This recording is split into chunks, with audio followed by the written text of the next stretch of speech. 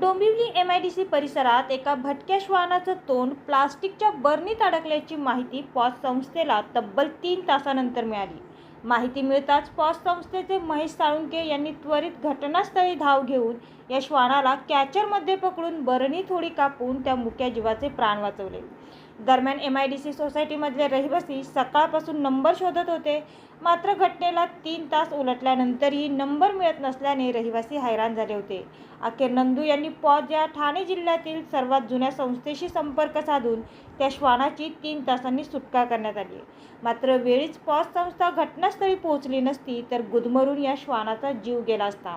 दरम्यान आता नागरिकांनी प्लास्टिक वापरणे बंद करावे, तसेच प्लास्टिक रस्त्यावर फेकणे देखील बंद करावे, असे संस्थेच्या ट्रस्टी अनुराधा रामस्वामी यांनी नागरिकांना आवाहन केले. तसेच प्रत्येक सोसायटीने आपल्या परिसरात पशुपक्ष्यांसाठी मातीचे किंवा सिमेंटचे पाणी भरलेले भांडी ठेवावे.